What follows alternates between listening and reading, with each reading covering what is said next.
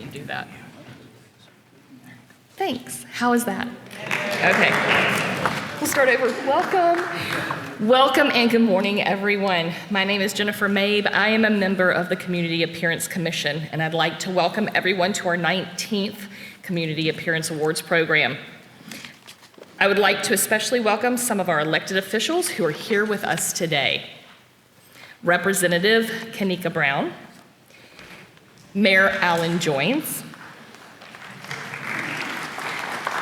Denise Adams, Mayor Pro Tem, North Ward, Vivian Joyner, South Ward, Annette Scipio, East Ward, City Manager Patrick Pate, our Forsyth County Commissioners Don Martin, Chairman, Dan Bessie,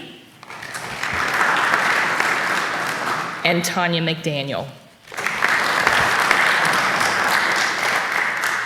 We all thank you very much for being here. The Community Appearance Commission sponsors this biennial awards program to honor the efforts of the individuals, businesses, and organizations that have made a positive impact on the appearance of our community. This year, the CAC will be honoring 9 diverse projects. 7 award winners were chosen by our jury panel, which included Sharon Crosby and Dolores Steele, both of whom are members of the City of Hickory's Community Appearance Commission, Catherine Rowe, member of the City of Greensboro's Historic Preservation Commission, and Emily Van Neck, planner at the City of Salisbury. The final 2 award winners were selected by the members of the Community Appearance Commission's Education and Awards Committee. We will begin today's ceremony with the presentation of our three of our awards, and then hear from our keynote speaker, Dr. Tracy Ryder from North Carolina State University. And finally, we will conclude with the presentation of the remaining 6 awards. The first award will be presented this morning is the Mayor's Award, which recognizes new construction within the city of Winston-Salem that has both a visual and an economic role in the revitalization of downtown. The winner of this year's Mayor's Award is the Brown School Lofts. The Brown School Lofts are in the first of a 5-phase plan which will revitalize the neighborhood in and around the area of the Cleveland Avenue homes. This new affordable housing development was made possible in large part by the funding from HUD's Choice Neighborhoods program. The Brown School Lofts derives its name from the historic Robert Washington Brown School, which previously occupied the site.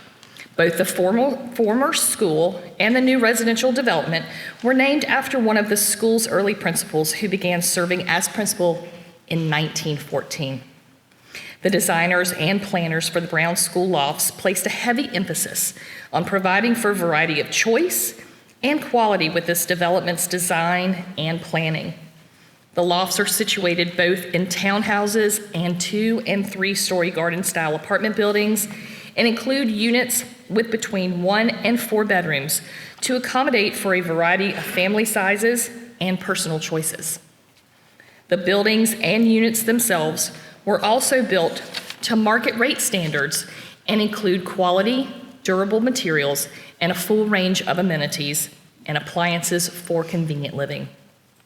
Affordable housing developments and initiatives like the Brown School Lofts are hugely important at a time when the cost of living and housing are among the chief obstacles in pending well-being and prosperity for many in our community.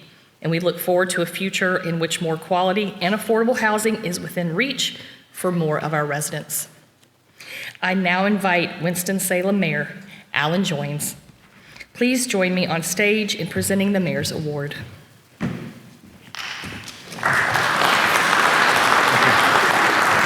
Thank you. Good morning, everybody.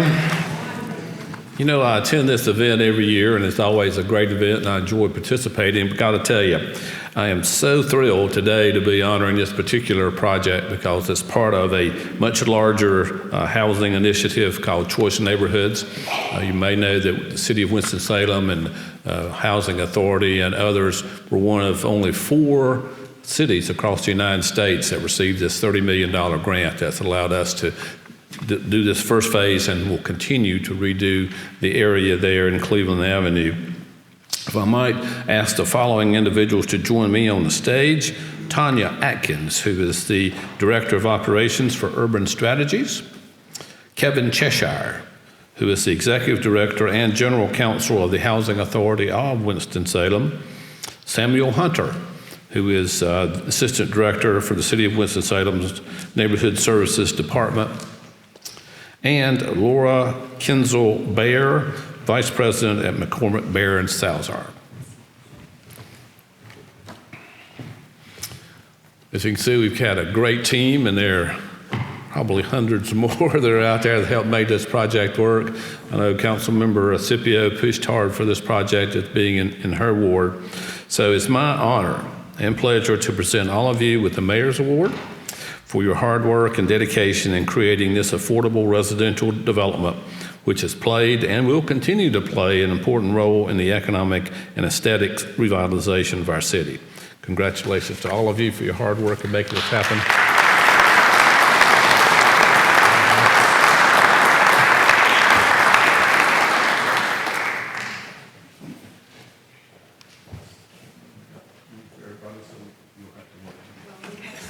So this is the Mayor's Award for Brown School Law.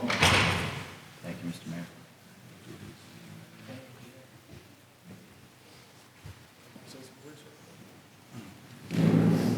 Samuel's asked me to say some words, and I think the only thing I have to offer, I was trained as a lawyer, and I see that the judges for this award are identified as jurors, and this is the first time I've ever won in front of a jury, so thank you very much for that.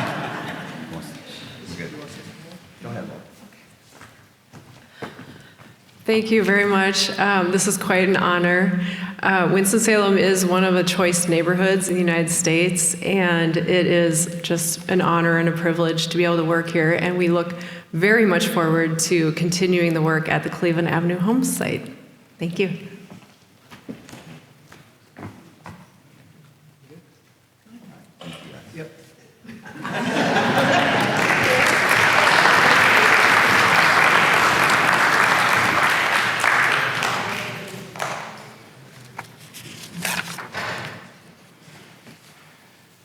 Thank you, Mayor.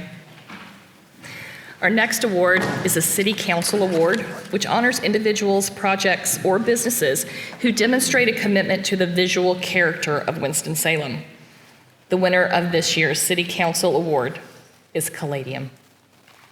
Caladium was formed as an institution in 2016 as a result of a merger between SciWorks and the Children's Museum of Winston-Salem, and it continues to serve as a vital educational and community hub for both our children and all residents. Caladium emphasizes active and experienced learning over a more passive approach to education, and this dynamic and active philosophy is reflected in the design and detailing of their new building downtown. The exterior cladding of Caladium consists largely of a mixture of colorful and smooth metal panels and textured precast concrete, which synthesizes together into the appearance and impression of a kaleidoscope. This impression is further reinforced by the movement of the sun throughout the day across the body of the building. The solar movement creates continual variations of shade, shadow, and light across the facade, which are emblematic of the vitality and energy of the institution. This dynamic appearance is also reinforced by the planning of the building's exterior spaces, which include a rooftop play structure that allows for children to exercise and play with the city's skyline, serving as an exciting backdrop. While creating and designing new institutional buildings sometimes results in efforts that blend in with their surroundings, the Caladium serves as a shining example of the power of bold and deliberate design decisions. Its recent appearance in our downtown has helped to further revitalize our city and further underscores our identity as being a city of arts and innovation. I now invite Winston-Salem Mayor Pro Tem Denise Adams to please join me on stage in presenting the City Council Award.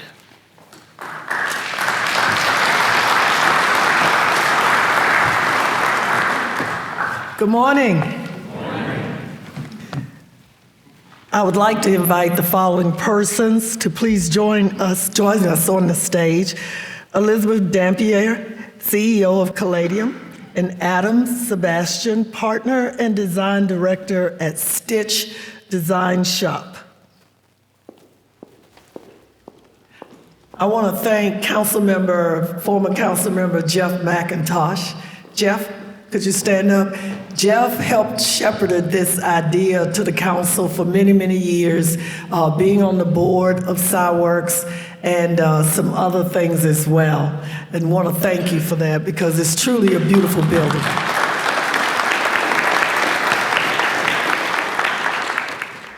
I am pleased to present both of you this morning with the City Council Award for your hard work in forming and designing Caladium, which has become iconic in our city for its dazzling appearance, like different colors of broken glass. And as you said, when the sun hits it, it's just beautiful.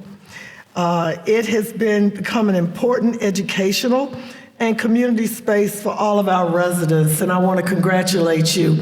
One of the things that I really liked, I used to be on the board as well, SciWorks, is that the effort that was put in to make sure that the space was inclusive of all of our community, as well as county, as well as tourists and everyone else. And everybody that I know that when this building was being worked on and when the final touches were being made, everybody couldn't believe that we were so fortunate to get such a beautiful building and design in our downtown. It's like we got beautiful buildings and structures, but this one was like the linchpin. It's like sit front and center that you can see from both sides of downtown when you're going through it. So I want to thank you and congratulate you on behalf of the City Council of Winston-Salem and our mayor.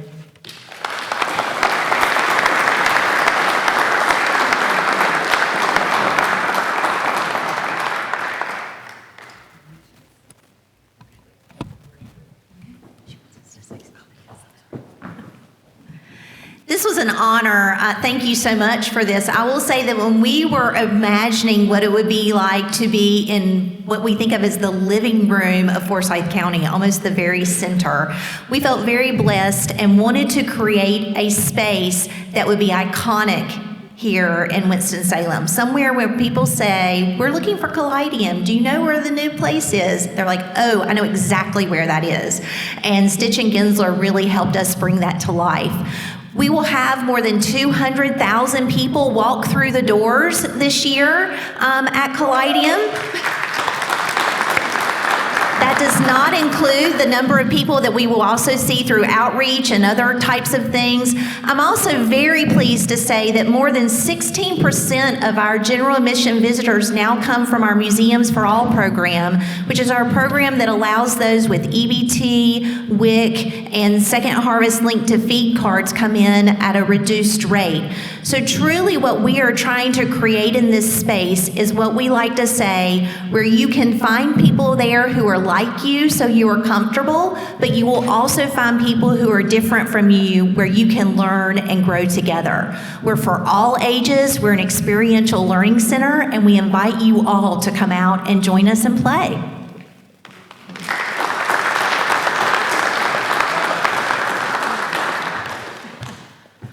Well, I don't know if I can follow that up with a lot more information, but I do really want to thank the county, the city, Caladium, to trust a local firm with a project like this. It's a dream come true. I grew up in this community. This is my home. To be able to be a part of something that I can remember going to as a kid is pretty inspirational. And so to be able to kind of translate what a child thinks about in a museum over to a real life project that you get to see kids use every day that are part of our community is pretty rewarding. There were a lot of people that were involved in this project. Everyone at our shop, at Stitch Design Shop, the folks in Gensler, over in Raleigh. It truly was a team effort. It took us about 7 years from start to finish, so it was a journey of love. And we really enjoyed working with our partners at Callidium, and it was a project that we'll never forget. So absolutely, and the county, the county, everyone that was involved that had a hand in this, it took a whole village to make it happen, so thank you.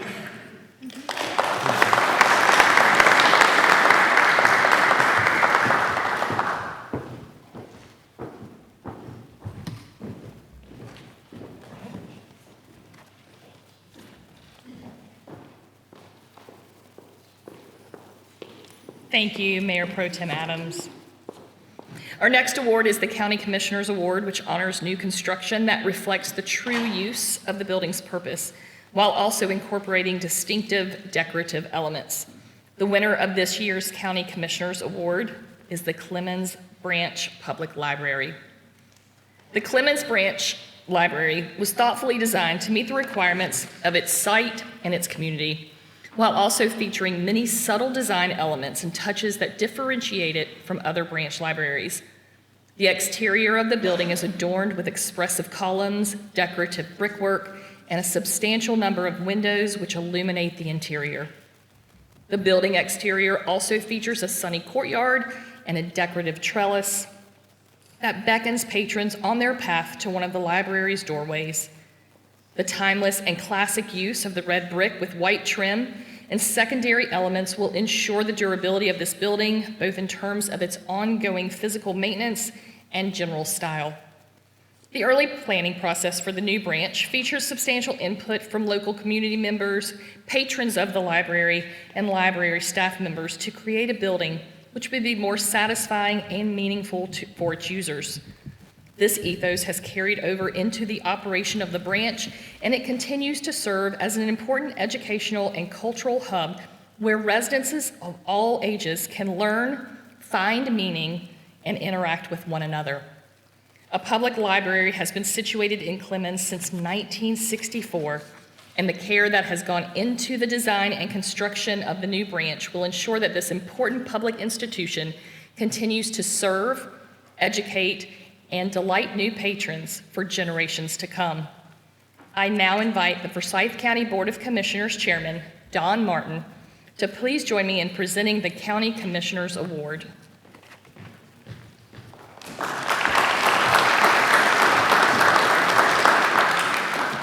Thank you very much, and good morning.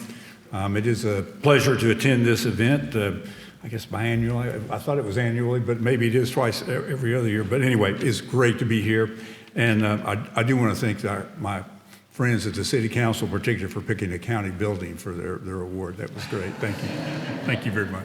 It's a beautiful building. We all share it. Great partnership.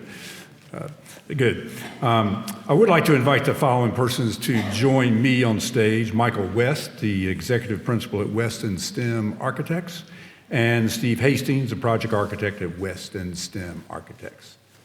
Thank you both.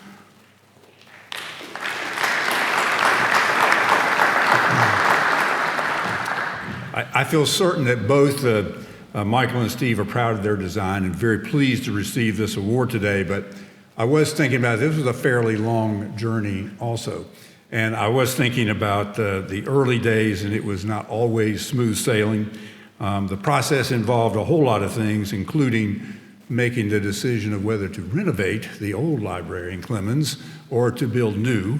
And then there was the issue of selecting a site in the proper space. They were involved in that. And then we had a lot of public input, a lot of folks from both the Clemens area and certainly our county staff. And then certainly that we had to, as always, the project was over budget, so it had to be value engineered to get it down to fit, which was another challenge. And I'd just like to say that certainly both of them are consummate professionals, and they absolutely overcame all the challenges. And it is it's a beautiful facility, and we were able to maintain these very, I think, elements that actually contributed to getting this award. We were able to kind of keep in the building during all that value engineering work. So it is a real pleasure to present to you both the County Commissioners Award for both for Winston-Salem Architectural's thoughtful design and the use of subtle ornamental elements incorporated into the Clemens Branch Library. Congratulations.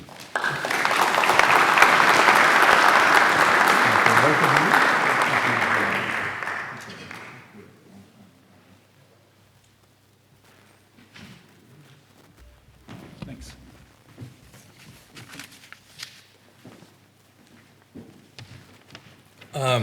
I'm Michael West. It's just a real honor for sure to be here today. I've spent all my career since 1985 here in Winston-Salem. And you folks have mentioned projects that I've designed throughout that career. Sideworks, I was the architect on that. I didn't realize it when I was designing this building that I'd be standing here using it for this award. And I don't know how many years ago that was, 25 years ago. Pretty cool. You know, this room is designed for an organ, which is totally opposite for a space in acoustics than it is for a speaker. And overcoming that, and you want reverberation in an organ recital hall. In a speaking engagement like this, you don't. So that was a challenge, but doing municipal work, Clemens Library was the third library that I designed here in Forsyth County. I will say it's probably the most rewarding work for me because it's for the entire community. Everyone in the community is able to use a library, a center of learning, and those type projects are emblematic of those communities. So, you know, we take it very seriously when we get involved with those and the work that goes into it and the thought that goes into it and representing those communities in a very positive way. And then on those grand opening days when the first kids and the parents and everyone gets to walk in and you see, you know, how excited everyone is, boy, that's a fulfilling moment for us as architects when we go through those long periods of, and being over budget wasn't our fault. But anyway, we really appreciated this, and thank you very much.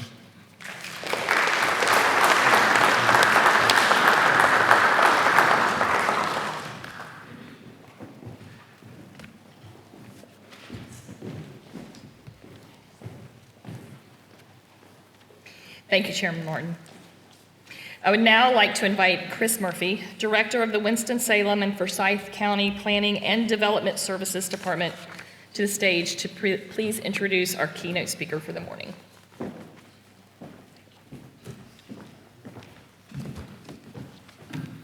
Thank you, and again, good morning. I'm glad to have such a good turnout on this dreary day. Hopefully it's going to turn a little sunnier. It looks like it might be the sun popping out there now. This award ceremony today, our keynote speaker is going to talk to us about a very important subject, and that's resiliency. Dr. Tracy Ryder is an associate professor of architecture and the Doctor of Design program at North Carolina State University's College of Design. Dr. Ryder teaches courses at the School of Architecture which focus on sustainability and health. Her funded research projects include developing methods for introducing the building sciences and other STEM topics to middle school students, as well as supporting the development of interdisciplinary focus areas for North Carolina State University in the area of sustainable cities.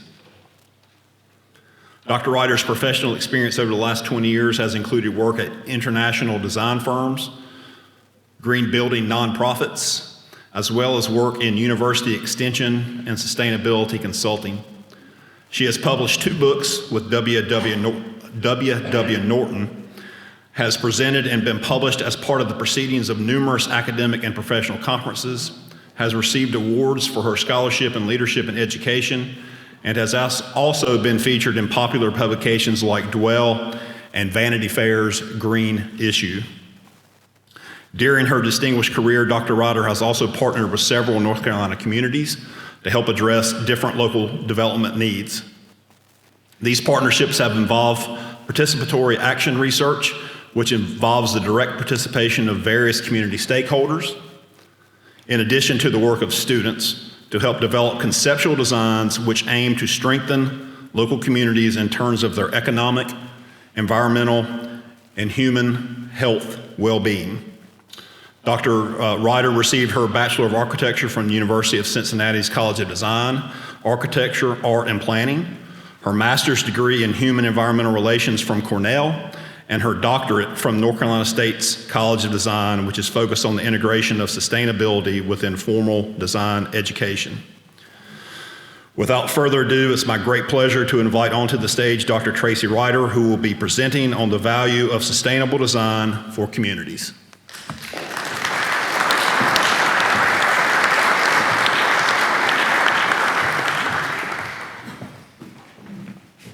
Morning. Morning. How are y'all? Good. So let me get this popped up for 1 second.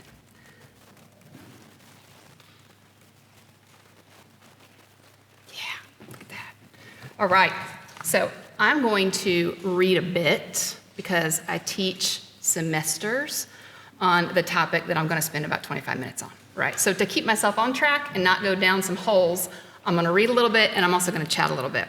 But it's an honor to be here with y'all for these awards. I'm really excited that I got to see 3 of them before I started talking, because now I have a little bit more hope that some of the concepts that I'm going to talk about will land. And I've been asked to talk about the value of sustainability. I do want to clarify that these are my personal views on sustainability, and what I feel is kind of the way to go. Me as Tracy. Okay, cool. So sustainability is often thought about in environmental terms, but it's much more than that. It's about creating a balanced approach that honors our environment, uplifts our communities, and strengthens our local economy. When we embrace sustainability and use as a lens for our work all across the built environment, we're not just protecting resources, we're investing in a thriving, resilient community for generations to come. So sustainability is the usual term and measuring stick that we are all mostly familiar with, right? Like that's the word, to discuss environmentally friendly issues and architecture in our allied fields. But I would like to consider that term for just one little minute. If we have a green spectrum, and on that you can lay out all these design strategies and building processes, let's identify where some of the words and some of the process that we currently use might reside on the spectrum. I would position code down at the black dot, right? Code, building code, is basically what you have to do to not be a criminal. Hopefully all of us have higher ideas for our built environments than let's just not be a criminal. So I'm gonna put the black dot down here at the end. The orange dot next is kind of, I think, generally across the broad spectrum of all practices where we are currently functioning, right? Some practices function in a much more sustainable, some function much more down closer to code. I would say that we might generally be around where the orange is. Some might argue that we're a little closer to the middle, some might argue that we're a little closer to the black, but you know, that's where we're gonna be. Architecture, civil engineering, and all the built environment fields, that's a pretty wide range, and I would propose that that is not a great place for us. Because what we're really talking about is being sustainable, and that's the white dot that I have right in the middle. Sustainable design focuses on minimizing the negative impacts of buildings on the environment. To use what you have and only what you have. Don't take from others or future generations is the definition of sustainability that we all use. And its primary aim is to reduce resource consumption, waste, and emissions, and strive for more of a neutral or net zero effect on like carbon, water, energy, and waste. The goal here with sustainability is to do less harm and preserve resources and maintain ecological balance for future generations. Regenerative design, which I would say is down by the yellow, by contrast, moves beyond the idea of simply minimizing harm. It seeks to create buildings and landscapes that actively restore and enhance their surroundings.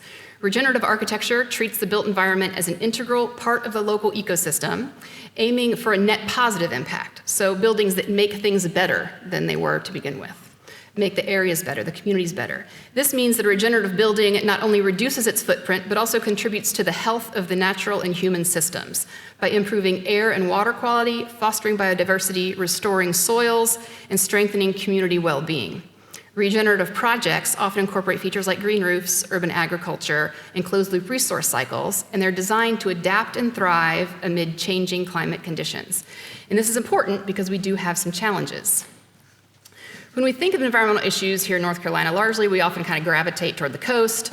And certainly our Coastal Dynamics Design Lab at NC State and the College of Design is right there.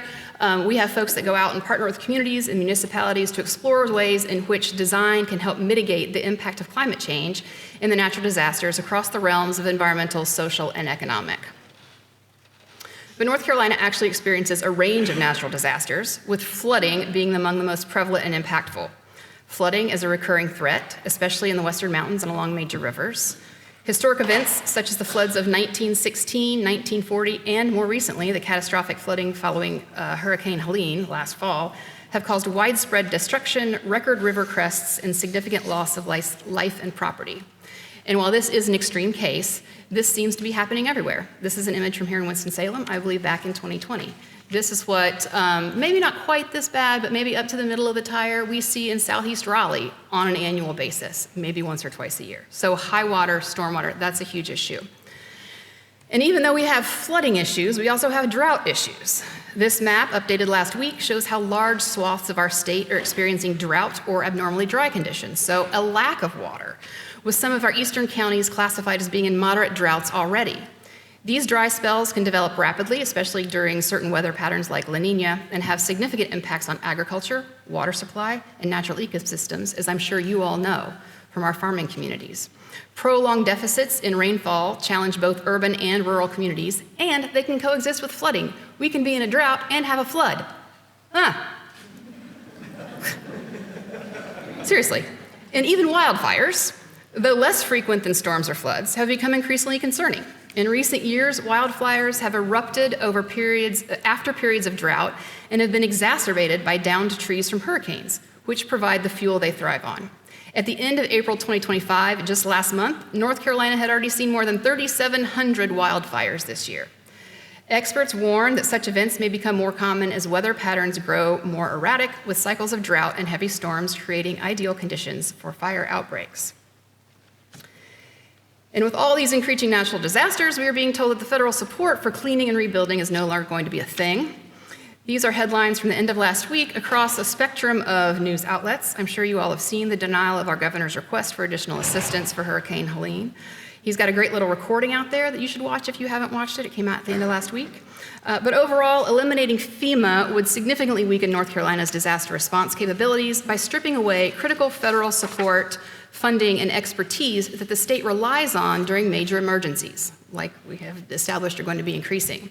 In recent disasters like Helene, FEMA provided hundreds of millions of dollars in individual assistance, public assistance, and hazard mitigation, resources that help to rebuild homes, restore infrastructure, and support long-term recovery for millions of North Carolinians. I heard from multiple people on the ground in the mountains experiencing the disaster firsthand how helpful FEMA was in the immediate aftermath. With the new approach, however, local governments and communities will be forced to shoulder the immense financial burden of disaster response and recovery on our own. FEMA also specializes in personnel, logistical coordination, and technical expertise that are difficult for states to replicate, especially during large-scale or simultaneous disasters. As climate change drives more frequent and severe hurricanes, floods, and wildfires, the absence of FEMA would leave North Carolina with fewer resources, slower recovery times, and greater vulnerability to future disasters. So this gap would threaten public safety, economic stability, and the long-term resilience of our communities across the state. So with that doom and gloom backdrop, we're going to talk a little bit about what sustainability kind of looks like or could look like. Sustainability is best understood as a comprehensive framework that addresses interconnected environmental, social, and economic issues. These are often referred to as the 3 pillars of sustainability. The environmental pillar focuses on preserving natural resources and ecosystems, ensuring that human activities do not deplete or irreparably harm the planet's life support systems. This includes responsible management of air, water, soil, and biodiversity, as well as reducing pollution and mitigating climate change impacts. The social pillar emphasizes equity, justice, and the enhancement of quality of life for all of our individuals and communities. It prioritizes fair treatment, inclusion, and the protection of human rights, ensuring that communities are healthy, safe, and resilient. Social sustainability also involves fostering diversity and community cohesion, which are essential for long-term stability and well-being.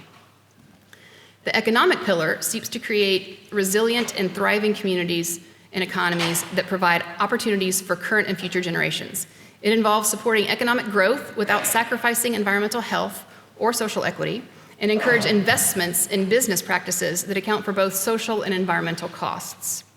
By integrating these three pillars, sustainability offers a holistic approach that guides decision-making toward balanced, enduring, and a just future for the people and the planet. So focusing first on environmental impact, buildings have a profound environmental impact, accounting for up to 37% of global greenhouse gas emissions and consuming around 40% of our global energy. The construction and operation contribute significantly to climate change, resource depletion, and pollution. The production of building materials such as cement, steel, and aluminum generates substantial embodied carbon and often leads to habitat destruction and high quantities of water use. During construction, buildings create large amounts of waste and can cause air, water, and noise pollution. And once operational, the buildings continue to affect the environment through energy and water consumption as well as ongoing emissions. The choice of building materials and design strategies can either exacerbate or help to mitigate these impacts, highlighting the importance of sustainable and regenerative approaches in architecture and construction. The Proximity Hotel over in Greensboro was the first hotel in U.S. to earn the LEED Platinum certification. Anybody been to Proximity? Hands up. Yep, it's very beautiful, right? It's very nice. Are we familiar with LEED? I'm assuming most of us understand LEED, know what LEED is, right? It's a green building rating system where you submit a bunch of documentation and they tell you how green or sustainable your building is. We've already determined that it's not really sustainable, but it's green. So platinum in the LEED rating system is kind of a big deal, right? It's like the best of the best. And a hotel itself is a very challenging building type, right? It involves a lot of water. We're doing laundry all the time. We're doing sheets. There's people taking showers all the time. There's a restaurant. There's hot water. There's elevators. There's all the energy. You can't control the people in the rooms, how they're using the energy. It's just kind of a complex building type. And to reach platinum is pretty significant, right? The Proximity has 100 solar water heating panels on the roof that provide about 60% of the hot water that's needed for the hotel and restaurant. It uses ground-coupled heat pumps for cooling and features an innovative hydronic distribution system to deliver heating and cooling to the guest rooms. And among many other green aspects are locally produced furniture, abundant fresh air, the restoration of adjacent stream, and elevators that actually generate energy as they drop and break. Is this building sustainable? Yes or no? Hands up, yes. Hands up, no. No. Because if it's producing 60% of its energy, it's still pulling 40% from the grid, right? You're still taking from somewhere else. It's still a great example. I'm not saying it's not a great example. I'm just saying. Okay. The Chapel Hill Carborough City Schools partnered with Mosley Architects and Bordeaux Construction to build a Northside Elementary School, meeting the district's high-performance building design criteria and targeting LEED Gold. On a small 7.5-acre suburban site, design strategies include a garden roof area connected to an adjacent science classroom that they can use to teach, a comprehensive stormwater management plan, including an underground rainwater cistern that supplies waters to toilets in the cooling tower, pervious pavers, porous playground surfaces, and carefully designed windows, tubular skylights, and light shelves that help to bring in daylight into the classrooms and reduce energy spent on light fixtures. Discreetly placed interior and exterior signage provides brief descriptions of several sustainable design features, and each sign directs the reader to the school's building dashboard for more information, which then links to resources in the library so people can read more about that. Is this building sustainable? No. It still pulls from resources. It is also still a great example. I'm just saying. Nature-based stormwater strategies in terms of stormwater, which is a huge issue, these aren't really anywhere in particular. So the big one on the side is us at NC State. The one down on the bottom, I believe, is at Wake Forest. And the smaller one, the inset, is a neighborhood in Carborough. These could really and should be adapted everywhere. Nature-based stormwater strategies reduce flooding, improve water quality, recharge groundwater, and help balance economic development with natural resource management. Using low-impact development methods in place of conventional methods can result in a capital cost savings of up to 80%, according to an EPA report in 2007. And the U.S. Army Corps of Engineers noted in 2018 that low-impact development practices capitalize on the existing landscape to manage stormwater at its source while providing social, economic, and environmental benefits. These types of nature-based stormwater strategies can be incorporated on all types of land uses, including development and retrofit projects, transportation systems, and working lands. We did a huge retrofit across campus a number of years ago because all of the paving that we had on campus, the water would hit, we'd have these huge deluges, it would run off and it would run down into southeast Raleigh, take all of the water, all of the contaminants into one of our underserved communities and basically pollute the living daylights out of it. So we spent some time on campus trying to keep that rainwater and those pollutants on campus until we can get them filtered and get them out like at a healthy rate. So I would highly suggest looking into some of those. When we get to the social pillar, the social element of sustainability in the built environment centers on creating spaces and communities that promote well-being, equity, and inclusion for all residents. Social sustainability ensures that buildings and neighborhoods are not only environmentally responsible, but also support the health, safety, and quality of life of their users. This involves designing accessible, affordable, and energy-efficient housing, fostering a sense of belonging, and encouraging social interaction among neighbors. A socially sustainable built environment provides equitable access to essential services such as healthcare, education, and transportation, while also considering cultural heritage and community identity.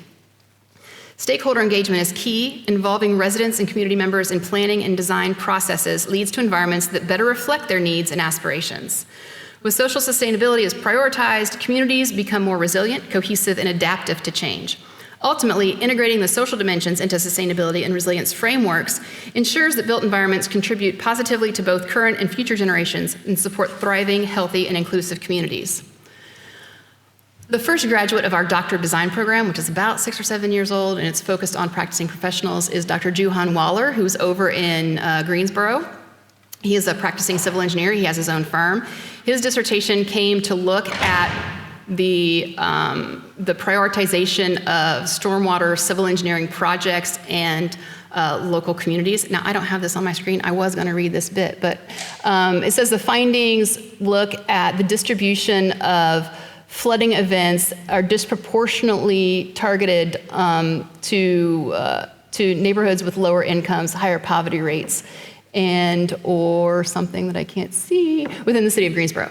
And so what he's basically saying is when the time comes to renovate some of these stormwater events where the flooding happens, these neighborhoods are less likely to get that funding.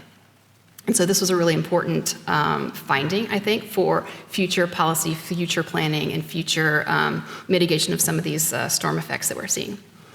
Another thing that I want to highlight is a case study about Detroit.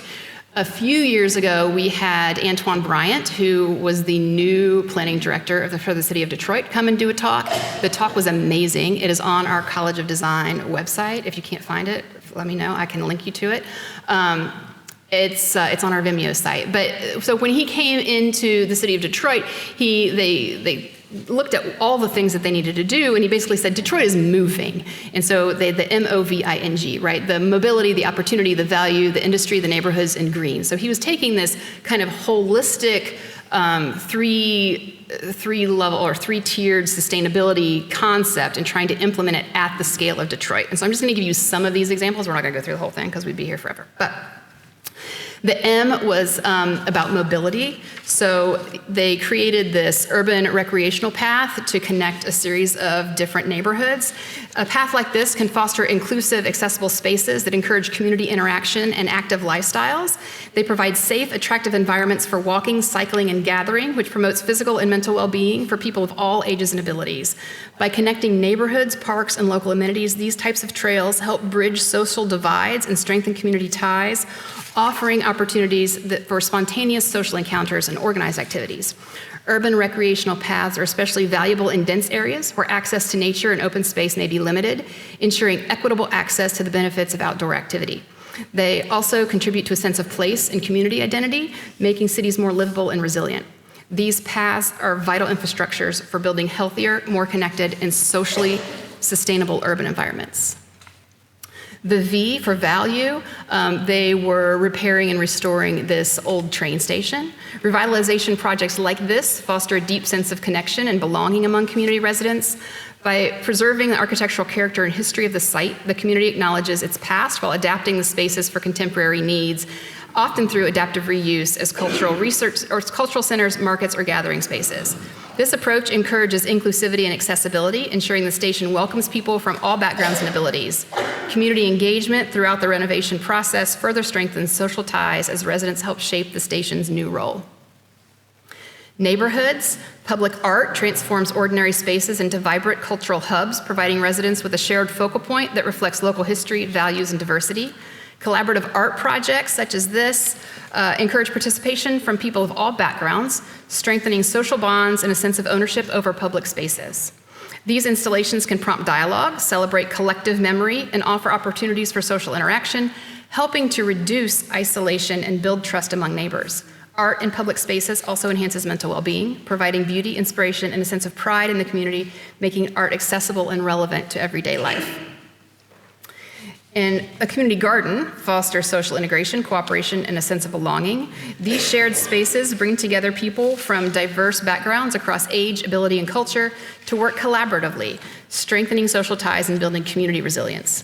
These intentional spaces serve as hubs for learning, where participants exchange knowledge about gardening, nutrition, and sustainability.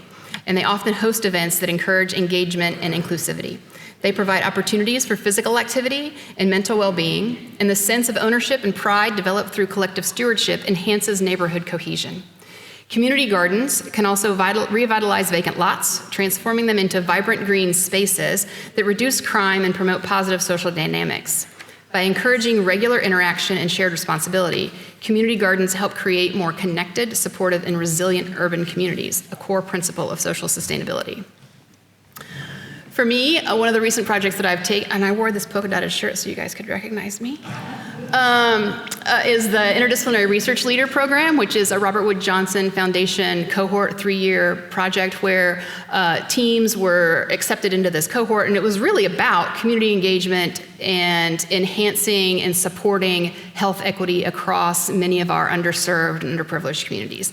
And so it was me, faculty from public health, and a community representative.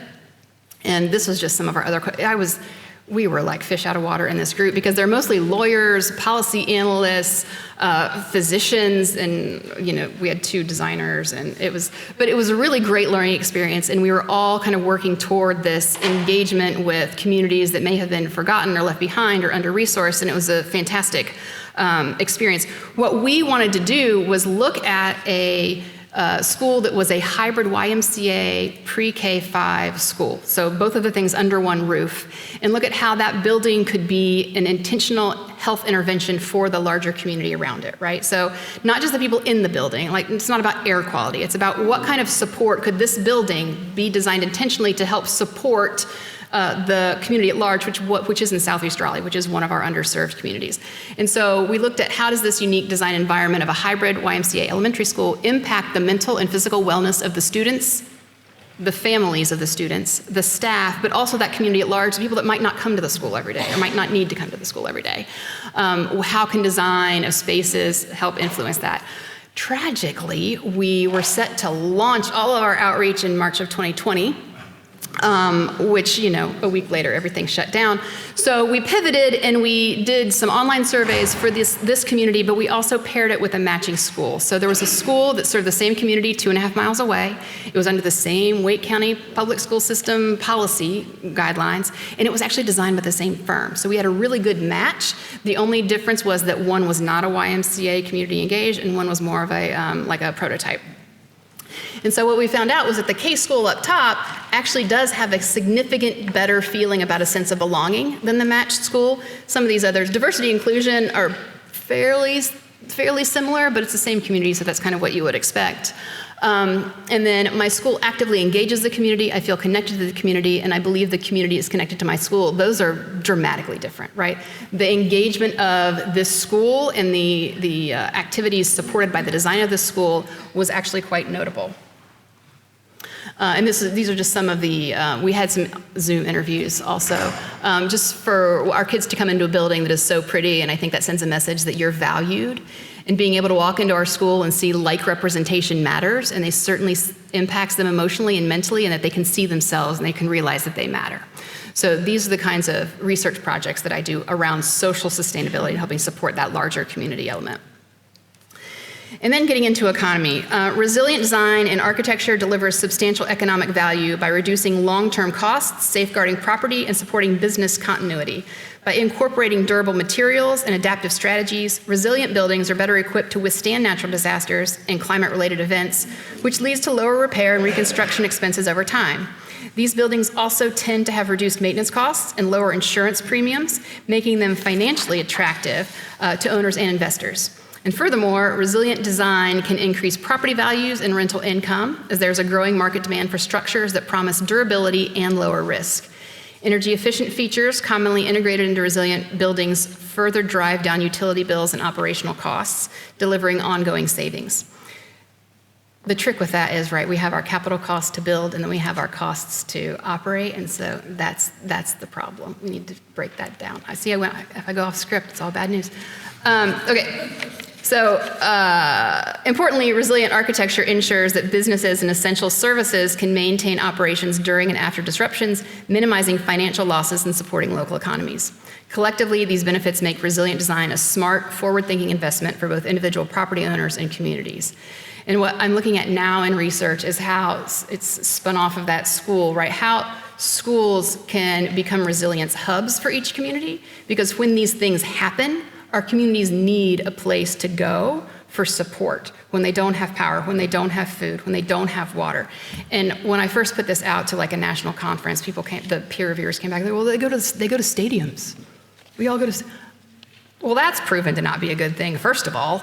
Second of all, our communities don't all have stadiums. There are not a lot of stadiums roaming around Eastern North Carolina. Like, that's not a thing. So every community does have a school.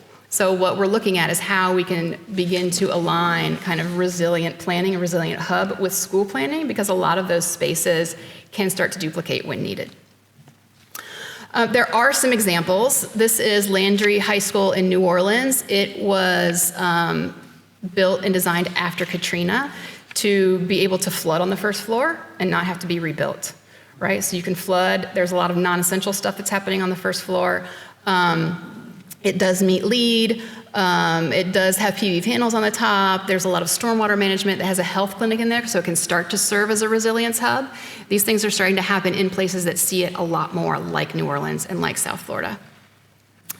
This is something similar out in California, where they're looking at sea level rise, and the first couple levels are parking decks and non-essential services, so that as it starts to rise, you just kind of don't go down there anymore, right? And the building can still remain functioning. And then this is an example of wildfire design in California. The idea is not to take shelter in the wildfire. The idea is to maintain structural integrity, right? So that the building can still be, rebuilt afterwards. And so the idea is not necessarily to just rebuild where we're having these issues, but to rebuild better so that we can be more resilient when some of these things come around. And this is a dorm in Oklahoma, in Norman, where they constantly have the tornadoes, right? So this is just really, really solid concrete, so that when a tornado goes through, this is, well, they'd stay away from these windows in the hallway, but the interior spaces are really their shelter in their dorms, and so people can take shelter easily in these tornado-proof bunker dorms. And so I maintain that the core difference between the two terms that we've covered, sustainability and resilience, is that sustainability is about maintaining the status quo and limiting damage, while regenerative design aspires to heal, renew, and enrich. Regenerative projects are measured by their ability to improve ecological and social systems, not just to avoid depletion. In this way, regenerative design represents a paradigm shift, challenging us, our policies, our industry, our development, our elected officials, our practitioners, our firms, everybody, to envision our built environment as catalysts for positive environmental and social change, rather than simply less harmful. Resiliency in design is essential for communities like Winston-Salem as our cities navigate rapid growth, economic shifts, and evolving climate risks. As a community with a rich history and a vibrant downtown, Winston-Salem has prioritized adaptive reuse and mixed-use development to preserve its historic character while meeting modern needs. Resilient design strategies, such as converting offices to residences, enhancing walkability, and integrating public art, strengthen the city's ability to adapt to change and recover from disruptions, whether they're economic, environmental, or social. Progressive planning policies, including streamlined rezoning and support for affordable housing, are vital for building a more inclusive, flexible urban fabric that can withstand future shocks across all of the disciplines. Enhancing connectivity between neighborhoods, investing in public transportation, and fostering diverse, accessible public spaces all contribute to a resilient community that supports residents' well-being and economic opportunity. Ultimately, resilient design in Winston-Salem is about more than protecting infrastructure. It's about nurturing a city that can thrive amid uncertainty, preserve its unique identity, and ensure a high quality of life for all of its residents. By embedding resiliency into every aspect of planning and development, Winston-Salem can position itself for a sustainable, prosperous, and adaptable future. Thank you again for having me.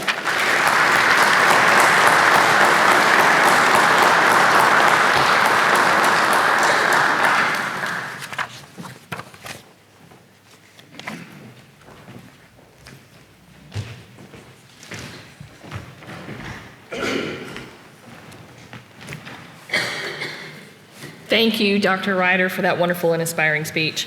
Let's give her another round of applause.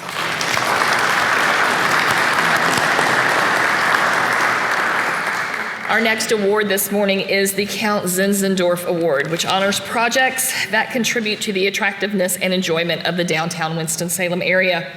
The winner of the Count Zinzendorf Award is Stitch Design Shop Headquarters. Late last summer, Stitch Design Shop relocated their Winston-Salem office into a vacant building on Burke Street, which was previously a retro Studebaker car dealership. The graceful and curving outline and form of the original building has largely been maintained, but important upgrades were made to realize its conversion into a functional and collaborative office space. Some of these upgrades include the installation of a redesigned storefront window system, which allows for more transparency into the building and enhanced energy efficiency, as well as the installation of fresh paint and new signage for the architecture firm. The interior of the building also now includes a virtual reality room used for investigating architectural designs, a wellness area, and an interior decor that features art and signage from several of our iconic local brands and companies. By reusing this building structure and renovating its shell, instead of tearing it down or building on an empty lot, substantial environmental benefits were realized by the project team, and a unique building was preserved for Winston-Salem's architectural fabric. The repurposing of what was once a small car dealership into a dynamic workplace has breathed new life into this part of Burke Street, while also preserving an interesting example of a mid-century modern commercial design in Winston-Salem. This new office space is emblematic of how existing buildings can be effectively reutilized and given new life with thoughtful and creative design decisions and initiative from a project team. I now invite Pete Falla, partner and managing director at Stitch Design Shop, and Adam Sebastian, partner and design director at Stitch Design Shop, to please join us.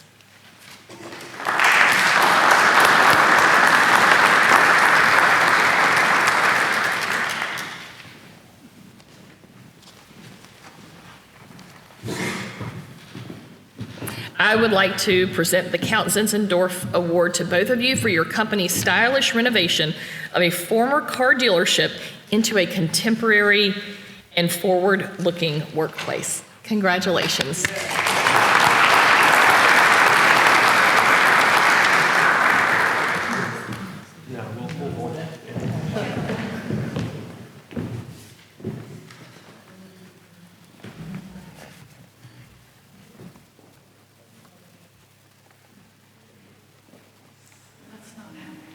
Congratulations.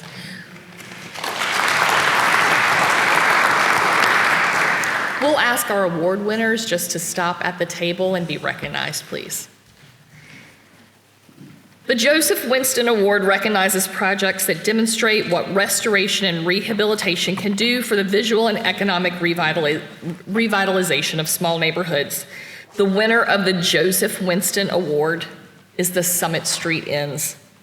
The Summit Street Inns are situated in Winston-Salem's West End neighborhood and were originally known as the Ludlow and Shepherd houses. Both houses were built in the late 19th century and as Winston gradually expanded from its commercial core.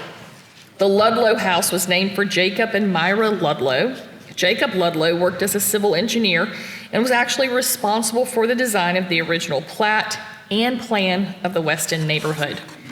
The Shepherd House was named for Benjamin and Rosa Shepherd. Benjamin Shepherd was a tobacco leaf dealer and an entrepreneur who also worked in the brick, tile, and wood veneer manufacturing industries. Both houses functioned jointly as a bed and breakfast inn from 1982 until early 2019, when both properties were temporarily closed to undergo a much-needed rehabilitation. Several of the historic elements from both buildings were missing or damaged by the time of this renovation, including pieces of the siding, certain porch and cornice elements, and the metal shingles on the roof of the Ludlow house. The grounds had also become overgrown over the years, and the rehabilitation work also included the removal of invasive species and the establishment of new planting beds, along with the planting of numerous new trees and shrubs.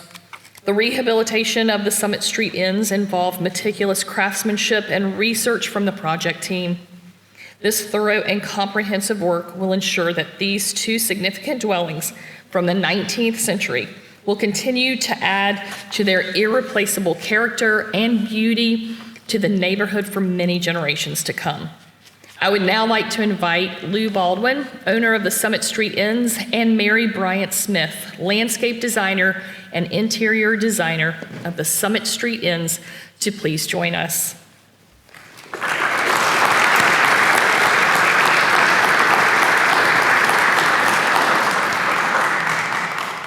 I present the Joseph Winston Award to both of you for your tremendous efforts, which have allowed for the comprehensive rehabilitation of these two outstanding historic properties.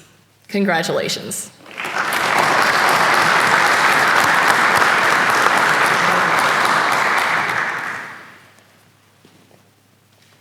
The Benjamin Forsyth Award recognizes projects that demonstrate how the realization of a landscaping vision, big or small, can inspire others with its beauty and creativity.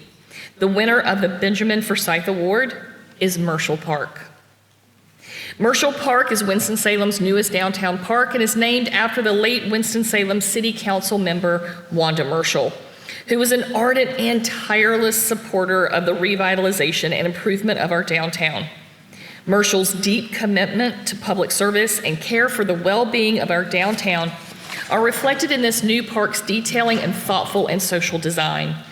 Marshall Park significantly improves the appearance of downtown and provides a much-needed green space and public plaza, which can provide for a momentary respite from our busy lives. The park features thoughtfully designed areas with native plantings, 2 dynamic kinetic sculptures, and several custom-designed shade structures that reflect the crafted design of the park. The focal point of the park is undoubtedly the large kinetic sculpture designed by artist Lyman Whitaker. This sculpture features 16 spherical metal structures which move within the wind and reflect the sun's light, and in the evening, reflect the installation's multicolored lighting. This sculpture, which is called Balancing Act, is a symbolic Wanda Marshall's career in public service, with each sphere representing 1 year of Marshall's service on Winston-Salem City Council. Beyond merely being an attractive green space and plaza, Marshall Park also serves as an important nexus for community gatherings and celebrations. Throughout the year, the park is used for art exhibitions, music concerts, and numerous other community events. Its central location, surrounded by iconic landmarks like the historic Pepper Building and the new Caladium Children's Museum, also enhances downtown's walkability and connects key institutional and commercial areas. Although it has only been open to the public for a short period of time, Marshall Park has quickly become an important landmark and reference point and will certainly continue to enhance our appreciation for our downtown for years to come. I now ask Kimberly Barb, partner and senior project manager at Stimmel Associates, and Richard Phillips, landscape architect at Stimmel Associates, to please join us.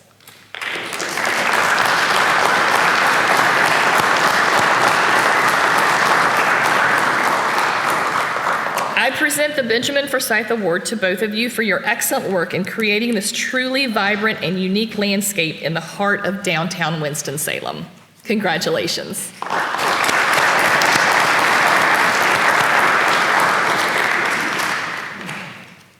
The Flora Ann Bynum Award recognizes the projects or people who go above and beyond to practice good land conservation, landscaping preservation, or tree conservation. The winner of the Flora Ann Bynum Award is Grayland Estate. The Grayland Estate was built by Bowman and Natalie Lyons Gray. Construction of the estate began in 1927, and the Grays moved into the manor house in 1932. Incidentally, the land for Grayland Estate was purchased by Natalie Gray from the R.J. Reynolds Company on June 6, 1925, almost exactly 100 years ago. Today, Grayland Estate functions as a hotel and conference center and is situated on 55 acres of pristine and lush property, which is well cared for by the Grayland landscape team. The grounds and landscape for the Grayland Estate were designed by Thomas Sears, a noted landscape architect from Philadelphia. The general design of the landscape and manor draws inspiration from similar properties in the European countryside. The landscape includes rolling and expansive lawns, as well as well-manicured gardens and courtyards. The flower beds at Grayland are replanted regularly to maintain year-round color within the landscape.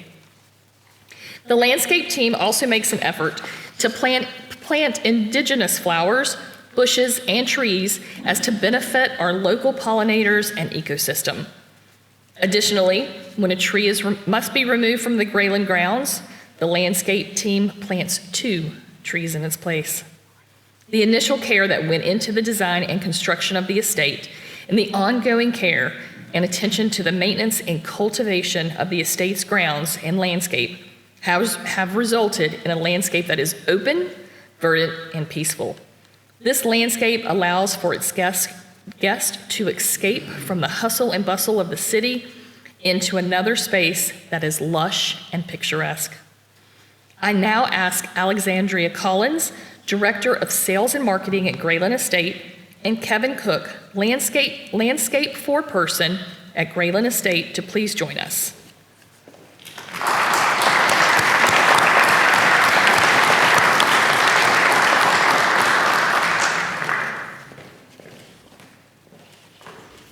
I am pleased to present both of you with the Flora Ann Bynum Award for Grayland Estate's pristine and verdant grounds and landscape which provide the perfect setting for the estate. Congratulations.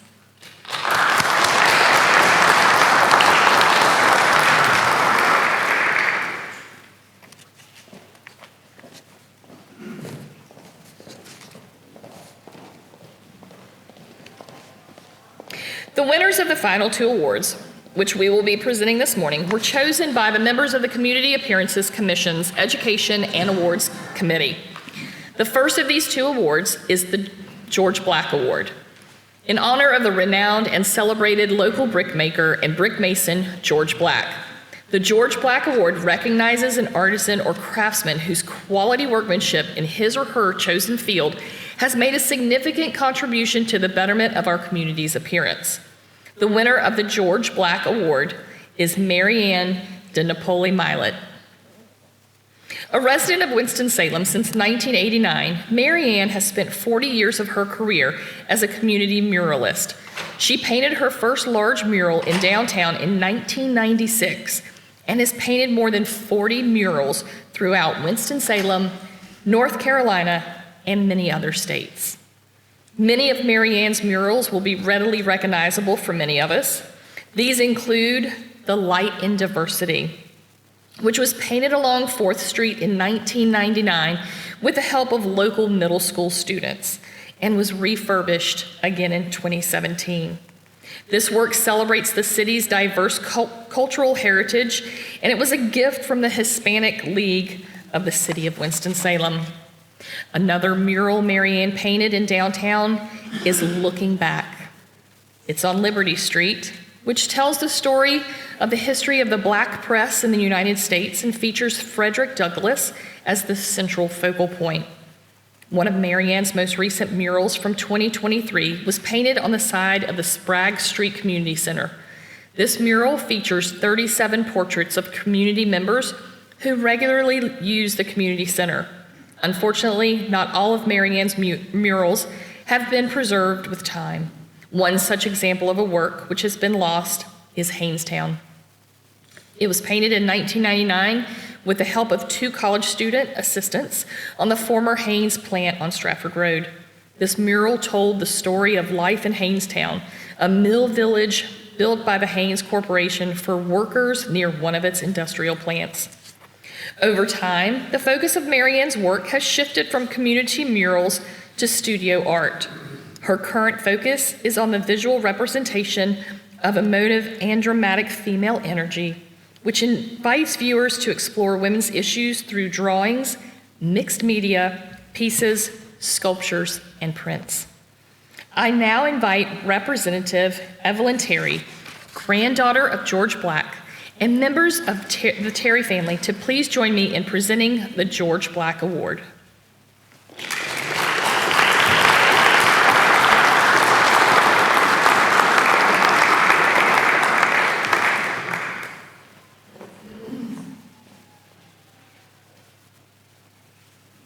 I ask Mary Ann DeNapoli Milet to please join us to accept this award.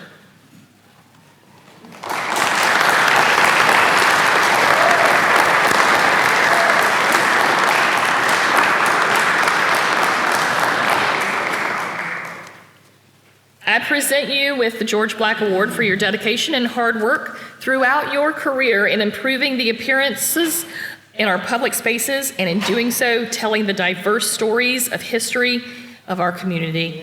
Congratulations.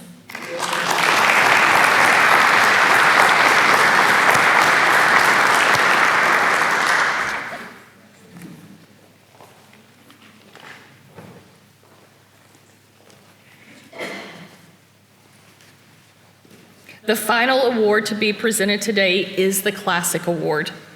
The Classic Award recognizes landmark buildings, developments, and landscapes of enduring value and quality which have become symbols of our community.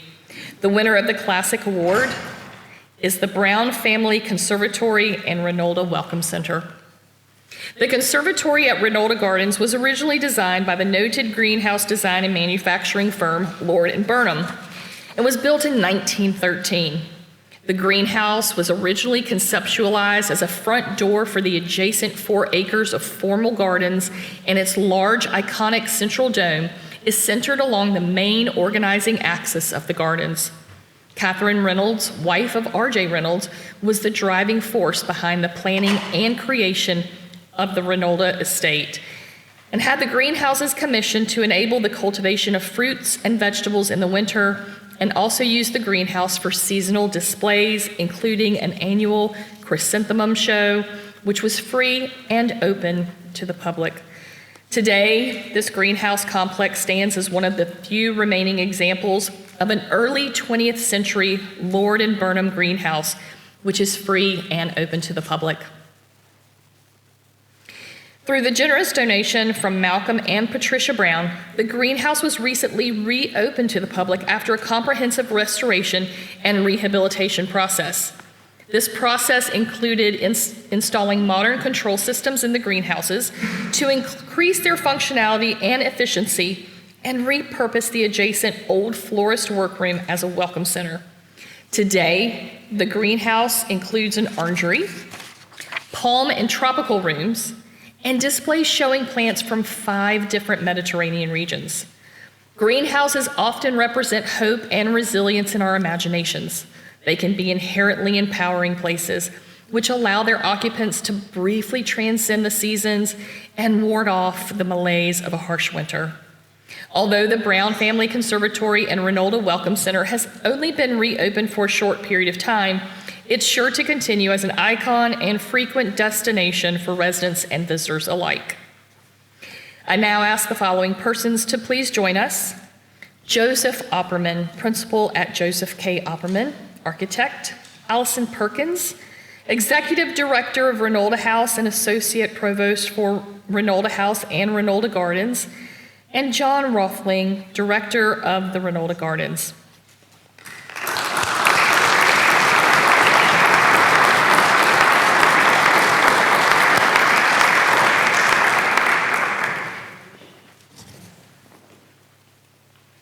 I am pleased to present all of you with a classic award for the recent restoration and rehabilitation of the Brown Family Conservatory and Renolda Welcome Center, which will continue to delight and educate its visitors for generations to come. Thank you and congratulations.